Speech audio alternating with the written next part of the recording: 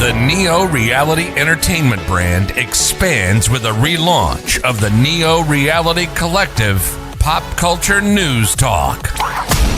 Your host, Eric Brown, gives his insights and thoughts in the ever-expanding news world of comic books, professional wrestling, gaming, TV, and movies. Be sure to donate to the brand and keep up to date with additional content on YouTube channels such as Neo Reality Entertainment, NRE The Wrestleverse, and NRE Pop Culture Omniversa.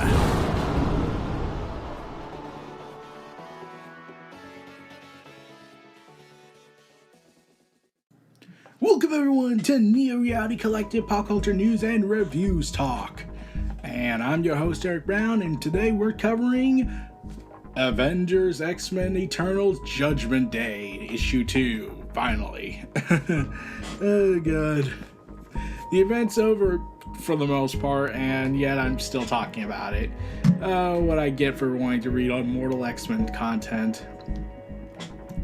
So, when we last left off, the hexes were coming, and Exodus was going on to throw his massive fist towards one of them, as the Quiet Council prepares to wage war against the Eternals. And after preventing assassination attempts on the Five, so at least rental prices will go down. So yeah, the Avengers have assembled. They're preparing to fight the Eternals, who have decided to basically kill the mutants.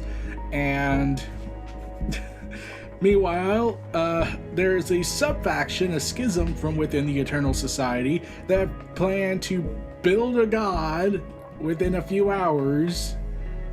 Yes, this is happening, to try and stop the war before it gets really out of control, more than it already has. So that's where the issue picks up. We follow, and the 6 people that are being brought in about this, they're more like perspective characters who give their interpretation on everything going on. Some are young, some are old, some are in the middle, and some have personal story connections. But moving on from that part,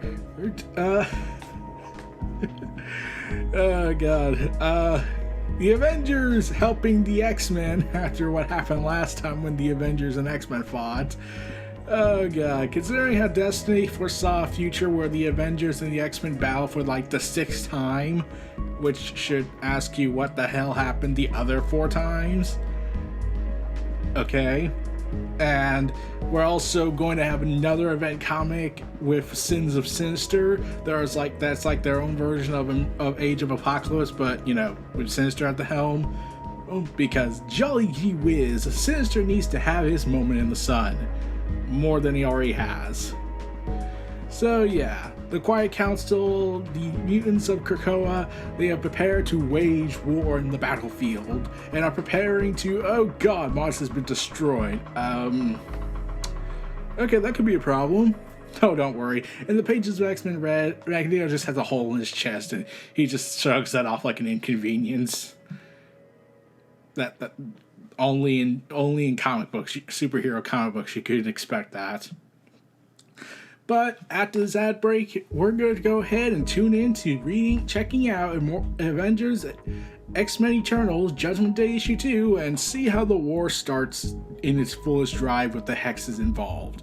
We'll be back after these messages.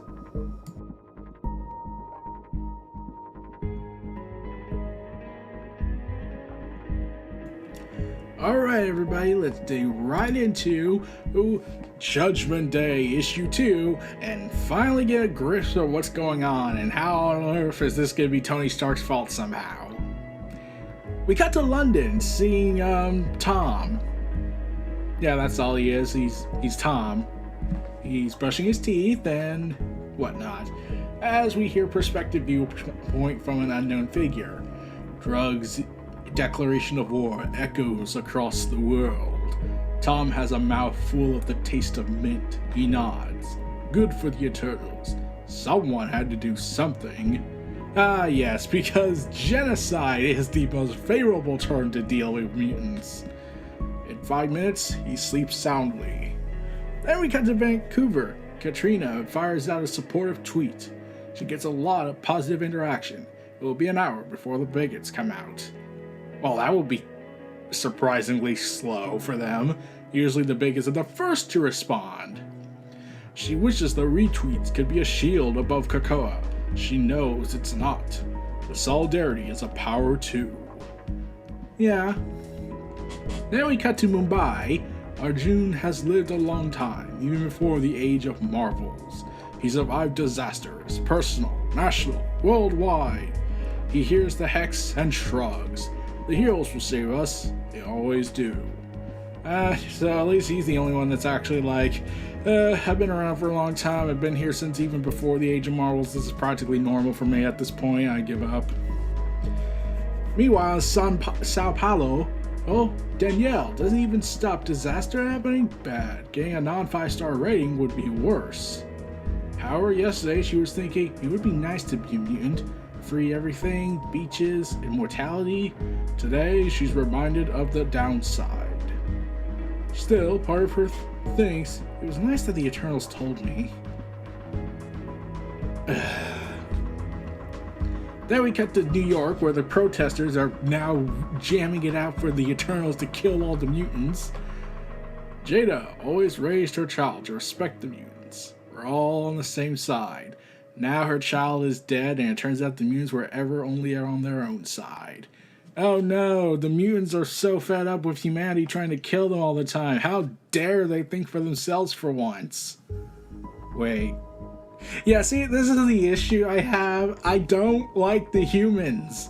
Like when Druig told them we're gonna kill all of them essentially because excess deviation or some nonsense like that, they cheered and were glad that these people who go ahead and just have their own thing and are gonna get killed in the most brutal way possible, and you're left wondering why it feels bad to be human in the Marvel universe, because you're basically having to be compared to the bigots and psychopaths who went ahead and cheered for genocide.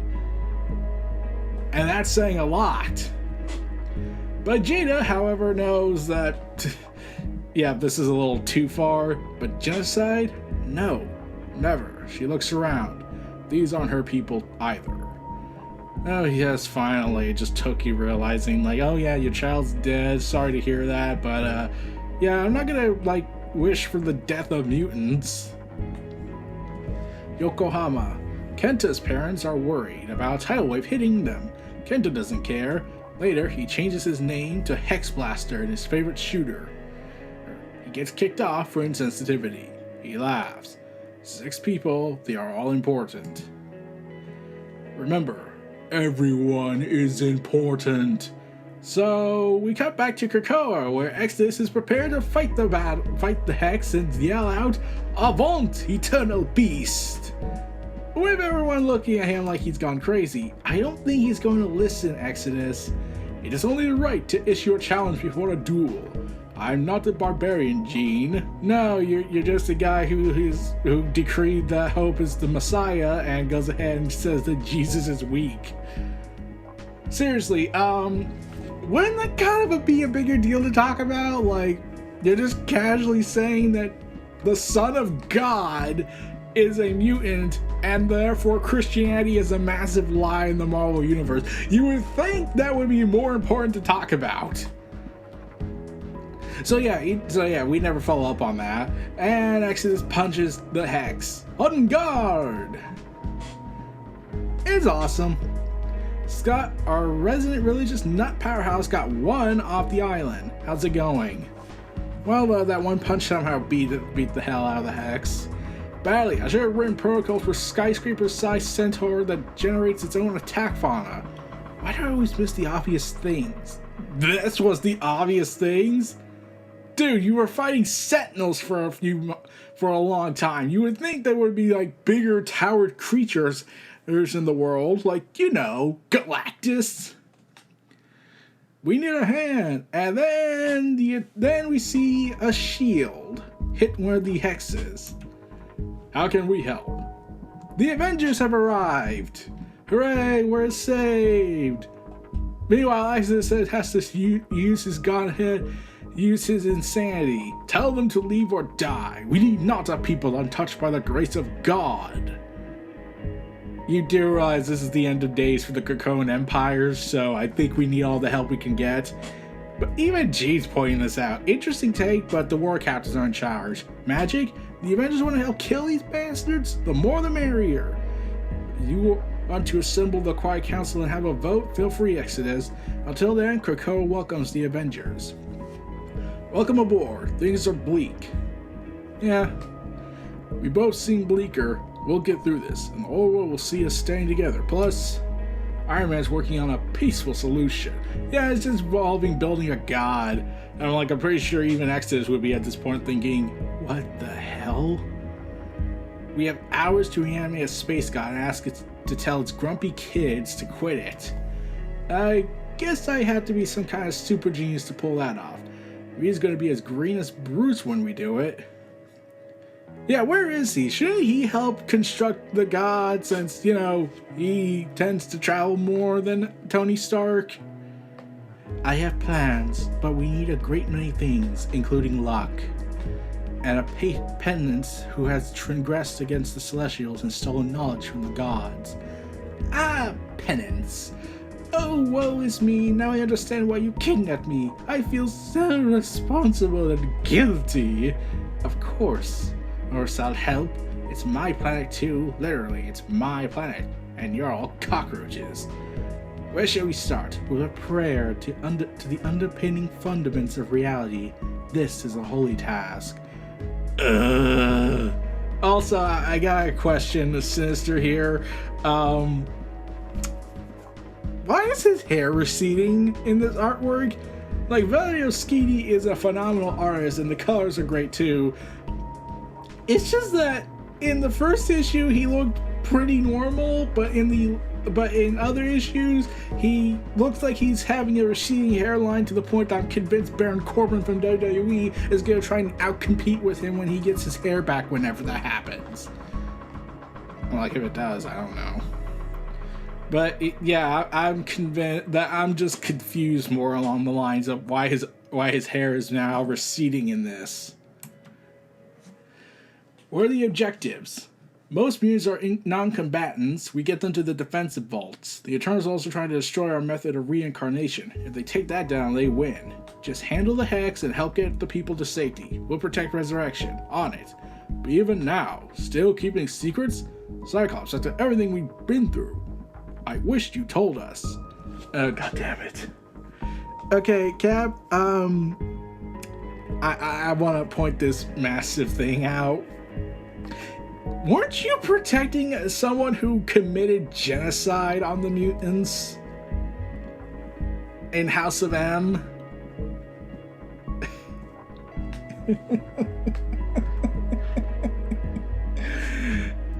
And also, the fact that this is state government secrets, you're asking him to reveal government secrets. It's one thing when the news looked into it and someone else told them, and that wasn't a mutant of part of KRAKOA, it was Orcus. They at least had to go. They at least had the information they need. They just needed all but confirmation from the mutants, and they couldn't really deny it at that point. Here, Captain America's like, you should have told us you were resurrecting your people. And Ben Yorick is probably thinking, I did all my investigative research, I even got my memory erased for a little bit, and you should, and the fact that I revealed government state secrets of a foreign nation, I'm surprised we haven't started World War Mutants. Heck, even Cyclops implicates this stuff by saying, after everything, how could we? Yeah, implicating the whole event that happened between them with the Avengers and the X-Men. Meanwhile, Captain Marvel helps out and fights one of the hexes. Something this big shouldn't be intangible. Half the time, that's actively rude. Hey, this is Jean Grey. With Namor's help, we mobilized the firing Minotaur at the bottom of the sea. It's primed for a coup de grace.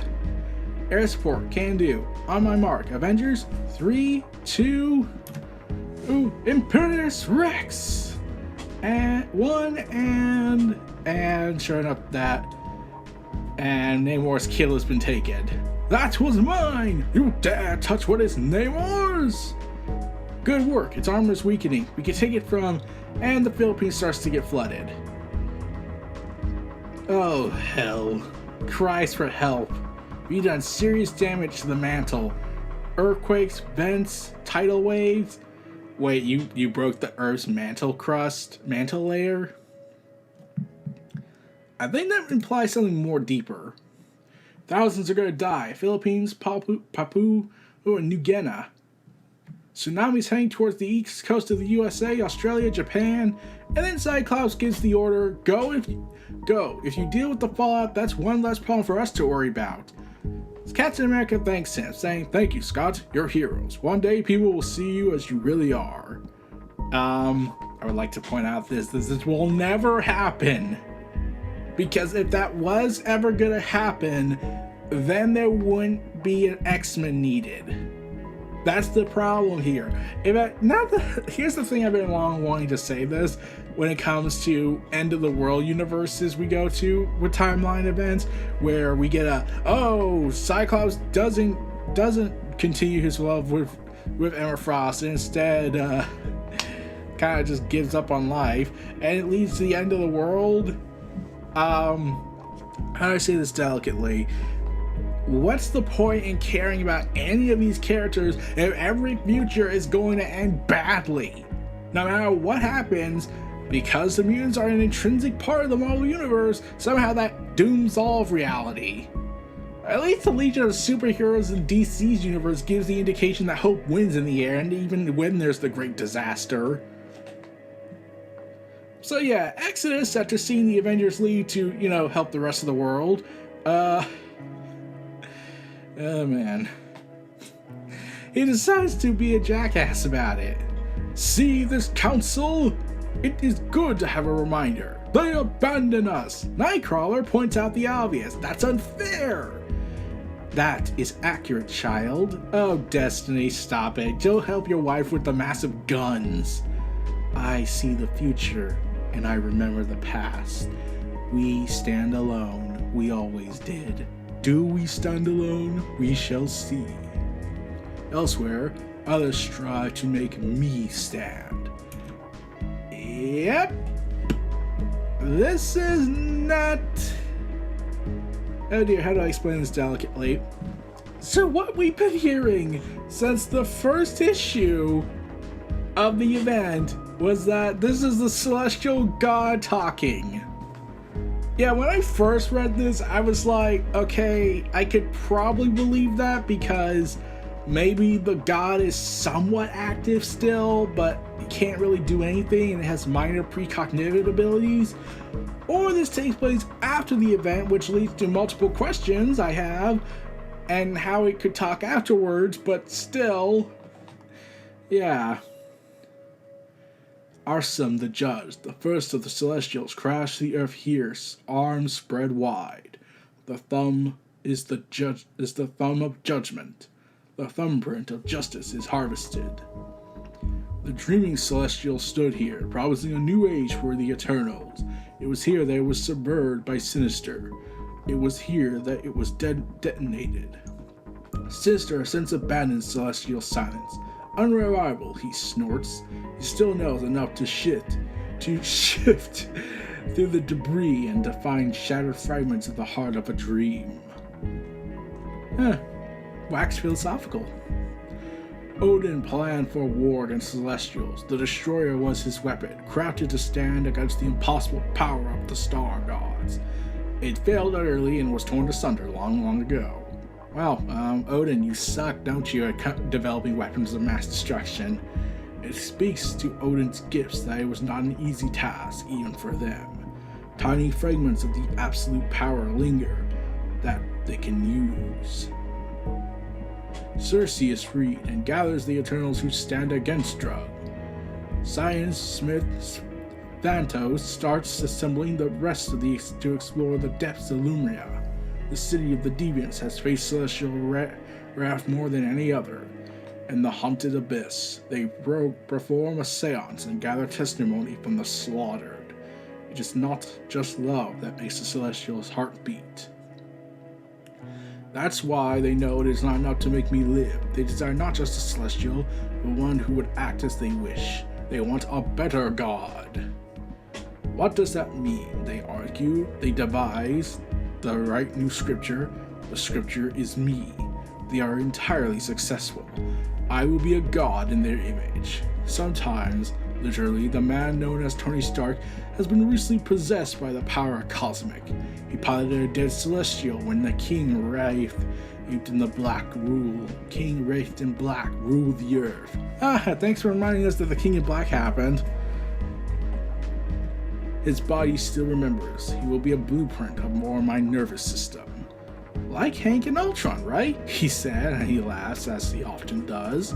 If I have a father, it is Tony Stark. So yes, they fight to give me life. And elsewhere, the mutants fight to bring death to the Eternal. We got a breach in his armor. His thoughts are leaking now. A C. Cyan. She's called Cyan. What's the other one doing? I think all sisters. The other is Phoeba Regenix. They're alive. Phoeba's healing her sister. This is good news. One who lives can be killed. And if it lives, we can hope that there is a hell in which it can writhe. The Unite storms the breach into the eternal celestial castle walls.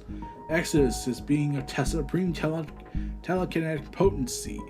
As he tears at the eternal essence of his tormentor, at a final moment he hears her voice. Cyan simply says, "What? Please don't." And it explodes. But then, Mutant and Eternal are both gone. One down, 5 to go. Hope, that's what we need. Correct. Hope at the core of the resurrection protocol.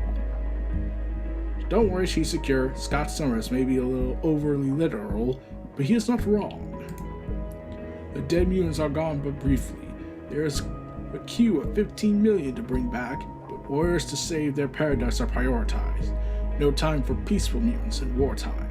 While inside a pocket dimension, the machine that is Earth does what it does and it has done for a million years. Exodus emerges with his mind as it was in his last backup. He's briefed psychically and returns to the fray. He remembers nothing of the conflict or the final offer moments, the psychic anguish and communication. Cyan the Minotaur does. Tom watches the news. Orbital shots to the KRAKOA war. Seriously, you should have called this the Immortal Wars. That would have been more cooler. Devastation half a world away. He turns to his wife and says, "This is all the mutants' fault. We're showing them. Yeah, we're showing them by doing nothing and letting someone else solve our problems." His wife asks him who died and made him an Eternal, and he laughs. Katrina is still tweeting. Arjun falls into the street. He's dead before he hits the ground. His life force has been taken by the machine to resurrect Cyan the Minotaur. This is the Eternal's secret, a life randomly taken to make them live again.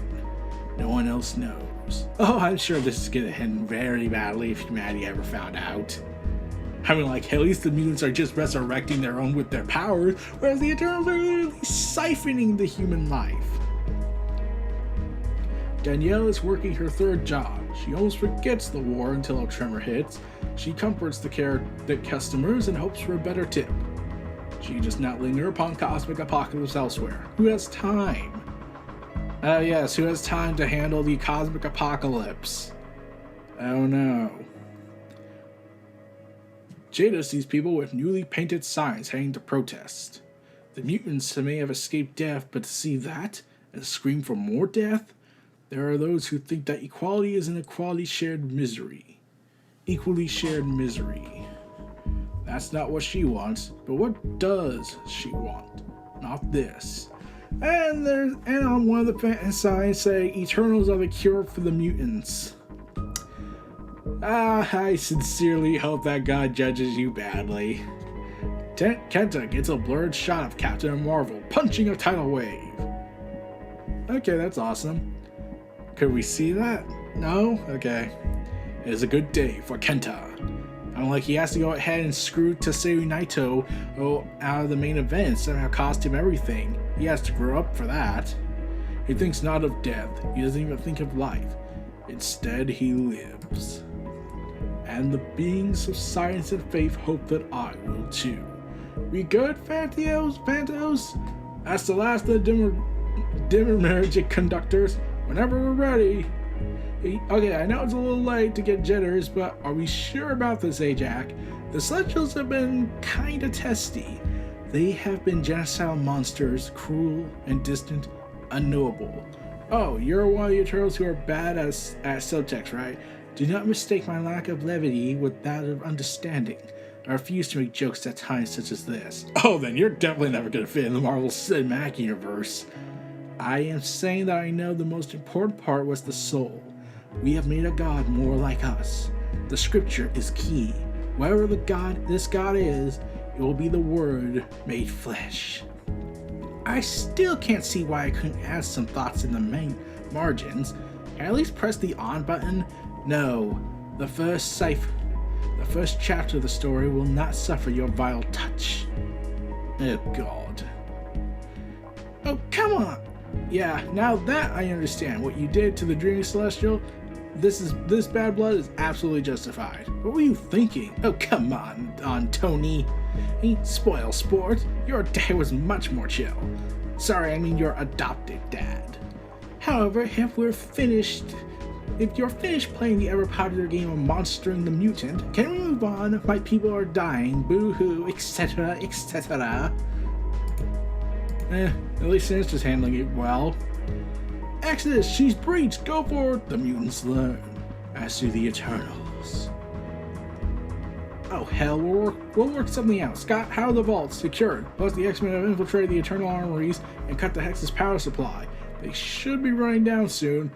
Problem, the big green one combat fauna is messing with us. The gates aren't operational. Oh, and a hex opens up in the sky, revealing the Minotaur. One is back up. It's not attacking the island. What's it doing? No.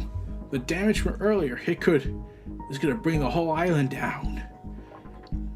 We can't evacuate quickly enough. If we move to stop it, that leaves the other hex free to hit the vaults or Arbor Magna. They'll kill everyone anyway. Oh hell. As Nightcrawler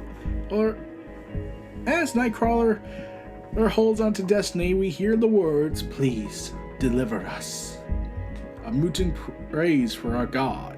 He should be relieved. A god is coming.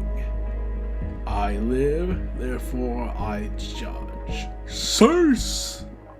As the principles demand, and the hexes all leave. Well, that was quick. Wait a second. How can this be a 6-issue miniseries if the war is over right then and there? It worked! They're leaving KRAKOA! We have wrought a great work here today. We have our God, and our God is just. We will, people of Earth, listen. Ah, there it is. The screw job happens. You are bickering children. This planet is ruined. You have acted with unrelenting kindness to one another. You leave me no option. This is your judgment day. You have 24 hours to justify yourselves. You will be judged individually. You will be judged as a collective. If there is more that is just and wicked, you will live. If you are found lacking, there will be no tomorrow. See, you're all important. Every single one of you. And thus the comic ends. As I go ahead and finish this, say, damn it, Tony! Because, let's be real, if Barry Allen is not rebooting the universe, Tony Stark is definitely destroying the universe. I mean, for an X-Men Eternal War, somehow the Avengers get Tony Stark to somehow screw up even more. Like, the Eternals and X-Men, they were battling it out, duking it out until the end. And it looked like the Eternals were going to win. Meanwhile, the Avengers are like, we will save you. Wait, no, never mind. We gotta save these other people. Tony Stark, you figure out a peaceful solution. Well, I helped create a god, and now it's gonna kill us all. God damn it. Damn it, Tony. Surprisingly, I'm not blaming Sinister for this. Seriously. The amount of war crimes Tony Stark has committed in the past 20 years alone is amazing. And the crimes against humanity as well. The very fact that he's now on the same level of treatment from the mutants are given by the human race is both showing a showcase of there is no true justice in the world, and also we are all fucked. I mean, yeah, this is where the whole event goes on. This is basically a massive justify yourself, liar, where the god will judge the people, the content of their character, and decide, okay, you should live, you should die, you should live, you are good, you are bad, you are rotten to the core. Spider-Man, I don't know how I'm gonna justify you because you made a deal with the literal Satan devil, aka Mephisto. The very fact that we still have that conversation is irritating. So, yeah. Man. So, yeah. The event, the second issue is fun. Like, the content quality, the artwork is great. Sinister is just hilarious, and Tony Stark has doomed the reality, so that continues. I have no idea how Tony Stark's gonna make it through this afterwards. But we'll come back later, but this time we're going back to the tie-ins a little bit. We're going to talk about the other Kieron Gillen miniseries he penned, part of this event, called Death to the Mutants. When in reality, you probably should have just made these the Eternal issues because they mostly focus on the Eternals. We'll be back next time on Neo Reality Collective, and the next episode will be produced soon. As part of my little initiative to get a Sunday and Saturday and Sunday episodes out, but we'll see how that goes depending on tomorrow. This is Eric Brown, your host of Neo Reality Collective Pop Culture News and Reviews Talk, signing out, and we'll see you all again next time. Take care and stay tuned for this last outbreak and outro. Peace. Be sure to donate to the brand and keep up to date with additional content on YouTube channels such as Neo Reality Entertainment, NRE The Wrestleverse, and NRE Pop Culture Omniversa.